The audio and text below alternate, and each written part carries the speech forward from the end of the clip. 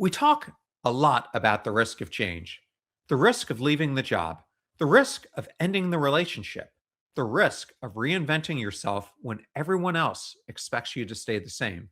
But we rarely talk about the other side of that ledger. We rarely calculate the interest accruing on the life you've outgrown.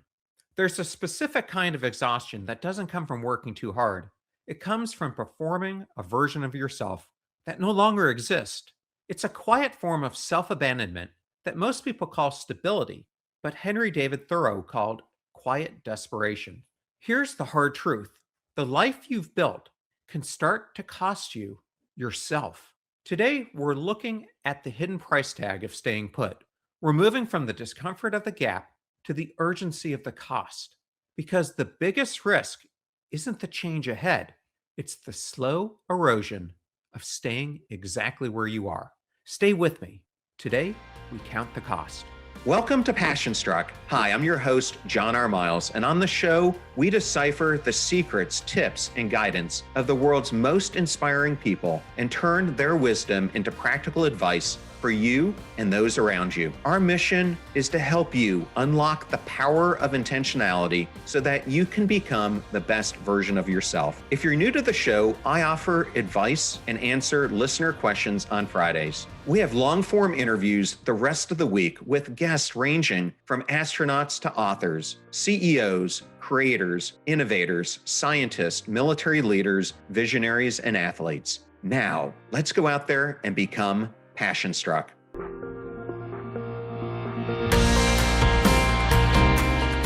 So I want to start off today by talking about the architecture of the safe bet. In the high-stakes world of professional gambling, everyone is searching for an edge. The edge is that sliver of statistical advantage that separates a professional from a hobbyist, a winner from a casualty.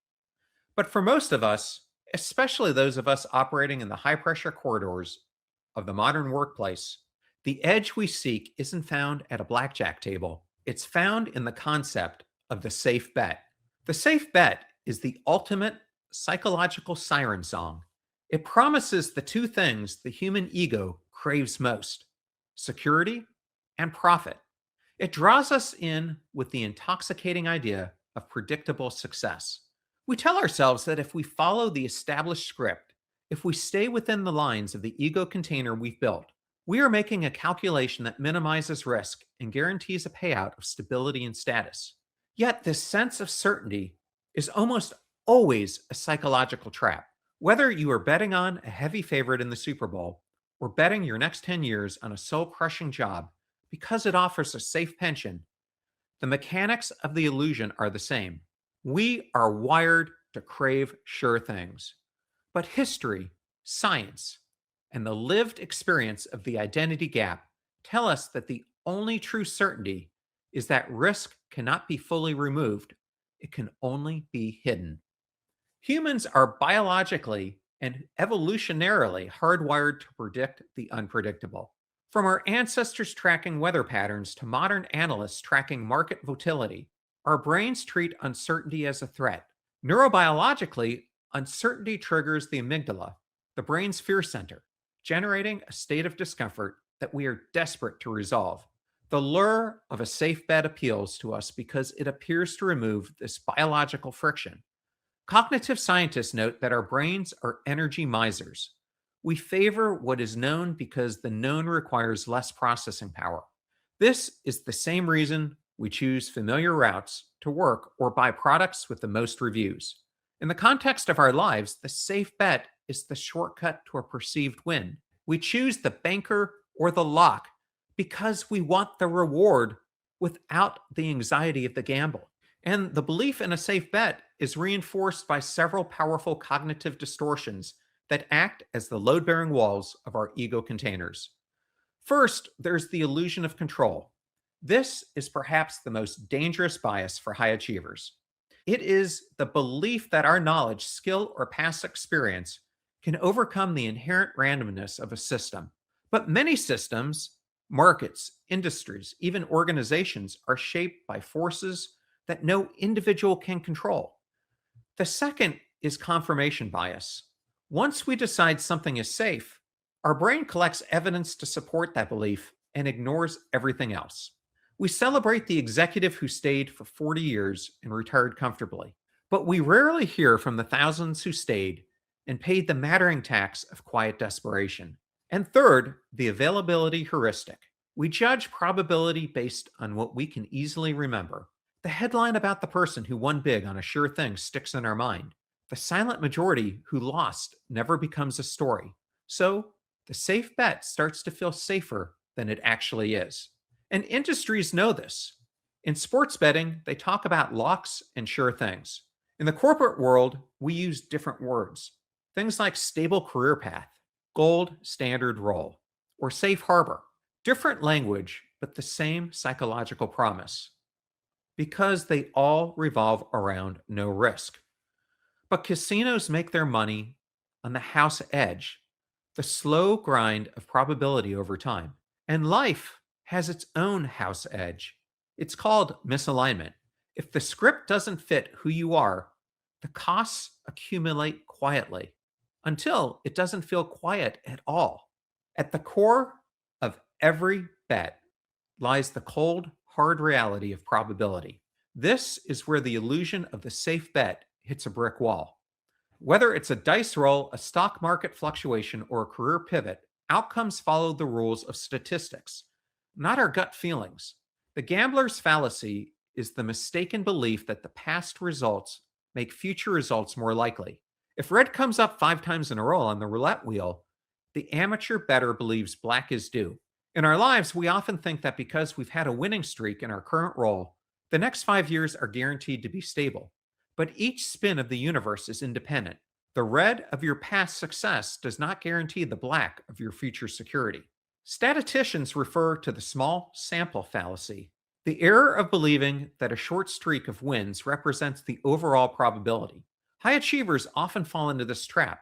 We have a few years of wins in the ego container, and we assume the container is indestructible. We ignore the larger sample size of human history, which shows that systems, industries, and identities are in a constant state of flux.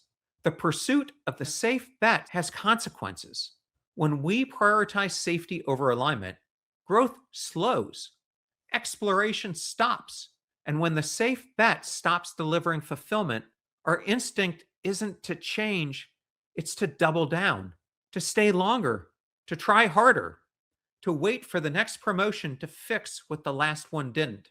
This is how people end up trapped in lives that look successful from the outside and feel empty from the inside, because eventually something breaks.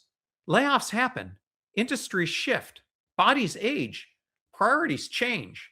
When your identity is anchored to predictability, disruption doesn't just hurt, it disorients.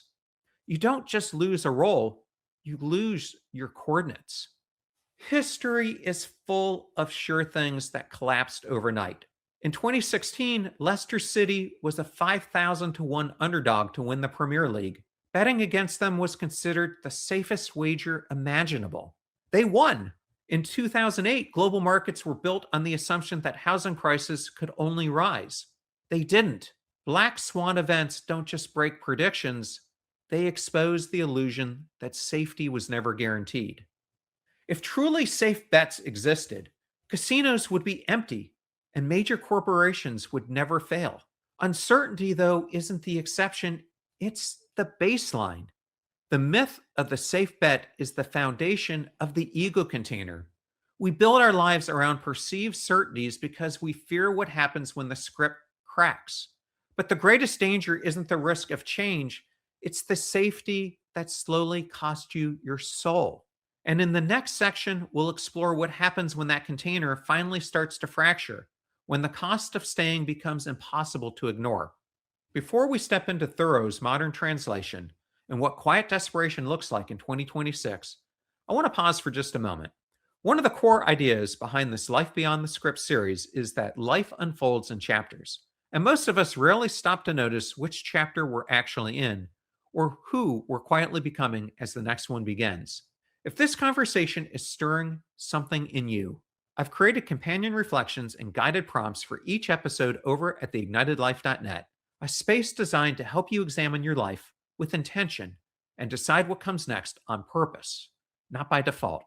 Now, let's look at how the safe bet actually shows up in everyday life, the anatomy of modern quiet desperation. Henry David Thoreau famously wrote that the mass of men lead lives of quiet desperation.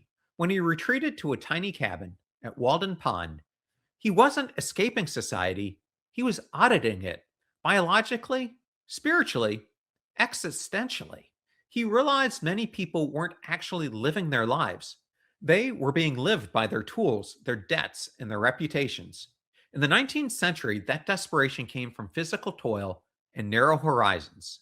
In the modern world, it's high definition and high functioning. It doesn't look like collapse, it looks like success. I recently spoke with Ken Lizotte about his book, Walden for Hire, and he said something that perfectly captures our moment. We are at attention to everything: notifications, metrics, stakeholders, everything except the experience of being fully alive. In the 2026 workplace, quiet desperation isn't a sudden crash, it's a slow leak of vitality. And it shows up in three distinct ways. First, it shows up as the golden handcuffs. We stay in careers that drain our spirit because the container is too comfortable to break. This is the ultimate safe bet fallacy. You trade aliveness for predictability, passion for a direct deposit. Thoreau believed we should live in each season as it passes. But when you're locked in golden handcuffs, there are no seasons. There's only climate controlled winter.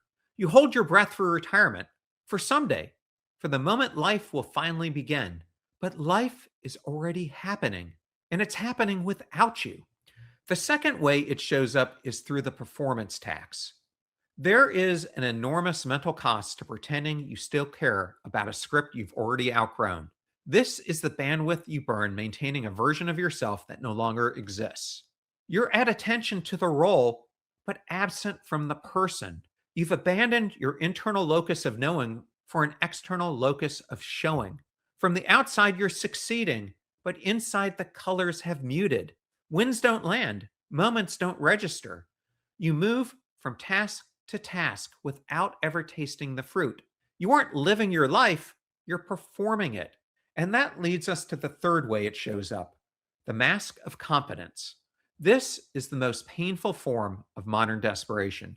Being highly valued for what you do while being fundamentally unseen for who you are. You become a ghost in your own success, managed by a reputation rather than led by a soul. Thoreau warned against spending the best years of life earning a freedom you'll only taste later. Today, we do something subtler. We value engineer our own significance right out of our lives. We build identities so successful we no longer know who we are without them. The mask stops being something you wear, it becomes something you fear removing. And the cost of this desperation isn't just burnout, it's disorientation. You start to believe the mask is your face. You stop trusting your own signals and you forget what aliveness even feels like. This is the identity gap that I talked about last week in its most dangerous form: the distance between the life you are living and the life that is actually yours. As Ken Lizotte reminded me, the goal isn't simply to be productive, it's to be present, to breathe the air, to drink the drink, to taste the fruit. When you stay who you've been simply because it's safe, you stop tasting life altogether. You walk through the woods but don't see the trees. You sit in the meeting but don't feel the impact. You move through your days like a highly competent ghost. You aren't leading a life, you're managing a script, and every script has a tipping point: the moment when the cost of staying finally exceeds the risk of leaving. So let's talk about how to recognize that point and how to calculate the true cost of staying. It's easy to dismiss a bad week or a stressful quarter. We tell ourselves we're just paying our dues or that this is just what high level leadership requires. But there is a difference between being busy and being absent. You don't measure it in dollars, you measure it in depletion. This is what I call the mattering tax, the hidden price you pay every day to remain who you've been. If you want to know whether you've reached the tipping point, ask yourself three questions. Question one: what is left for the private self? Think about your typical Wednesday. You give your best ideas to clients, your highest patience to stakeholders, your full self to patients. You're at attention focus to metrics and deadlines. By the time you close your laptop or pull into your driveway, what is left? If maintaining your public version, the locus of showing, leaves you with zero bandwidth for the people you love or the things that make you feel alive, you are paying a mattering tax. You are over leveraged. You are spending your life essence to fund a reputation while leaving your locus of knowing bankrupt. And if there's nothing left for the private version of you, then the cost of staying has already exceeded the profit. And this leads to the second question: is your success curdling? Resentment is the soul's alarm system. It signals a boundary that has been crossed too many times for too long. So ask yourself, do you feel a growing bitterness toward the very success you once wanted? When you sit in that meeting or look at that bonus, is the dominant emotion gratitude or is it entrapment? If you resent the golden handcuffs, it's not because you are ungrateful, it's because the container has become too small for who you are now. Henry David Thoreau believed we should embody our lives, not perform them. Resentment is what happens when your role no longer fits your reality and your deeper self refuses to stay quiet about it. And this leads us to the third and final question: when was the last time you tasted the fruit? This may be the most important question. When was the last time you felt genuine awe, curiosity, or aliveness about your own future? Not relief, not stability, not things are fine, actual anticipation. If you look ahead at the next 5 years of your current script and all you feel is endurance, you are approaching the tipping point. Aliveness is not a luxury, it is a compass. And when winds don't land, when moments don't register, when everything starts to feel flat, it means you are no longer inhabiting your life. You are maintaining it. You have become a ghost inside your own success. If these questions leave you feeling cold, numb, or strangely exposed, you have likely reached the tipping point. Yes, the identity gap, the uncertainty of who you might become, can feel terrifying, but the cost of the status quo is already compounding. We saw this last week in Carrington Smith's story. She tried for nearly a decade to stay inside the beauty and athlete script long after it had shattered. The cost for Carrington wasn't just unhappiness, it was disorientation, a complete loss of her coordinates. She described feeling like a monster not because she was broken, but because she was trying to force a trauma survivor's soul back into an identity built for a child. The moment she realized that staying might cost her her life was the moment she finally chose to leave. Moving beyond the script isn't reckless. It's a refusal to keep paying a price you can no longer afford. At some point, the question stops being, what if I fail? And becomes, what will it cost me if I don't change? This is the moment when comfort stops feeling safe and starts feeling like confinement. Not because you suddenly become brave, but because staying the same has become unbearable. And once you see that, you can't unsee it. Choosing to move forward doesn't mean you suddenly have everything figured out. It means you are willing to live inside the in between, between who you've been and who you're becoming. We often assume the goal of life is to feel whole, polished, and consistent at all times. But as Thoreau's audit reminds us, real growth rarely happens in neat chapters. It happens in the messy middle, when the old structure no longer fits and the new one hasn't fully formed. The discomfort you feel right now may not be failure, it may be construction. If you feel like a competent ghost performing an outdated role, if success feels heavier than it should, if something inside you keeps whispering that there must be more, listen to that signal. It isn't weakness, it's evidence that your life is expanding beyond the container that once held it. You don't need to have the blueprint yet. You only need the courage to stop pretending the old one still works. I want to leave you with one final thought this week.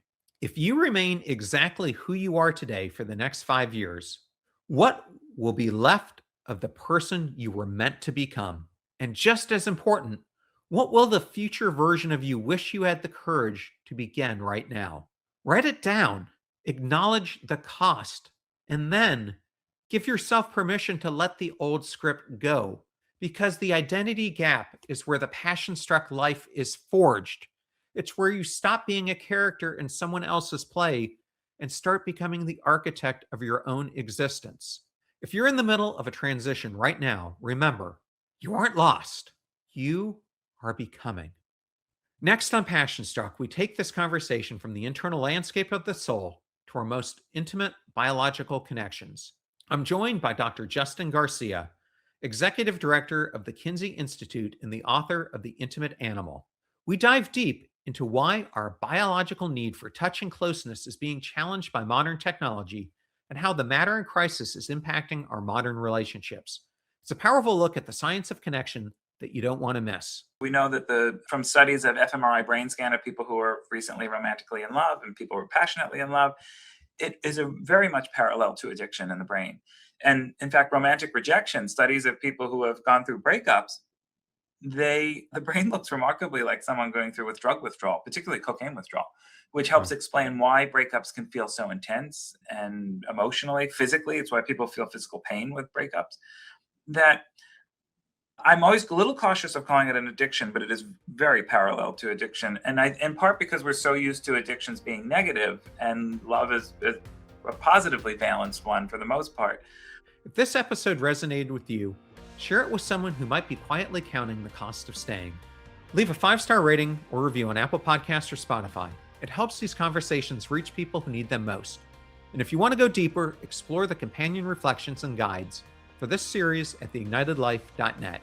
Until next time, remember, you may not control everything that happens to you, but you can choose how you respond, how you grow, and who you become because of it. I'm John Miles, and you've been Passion Struck.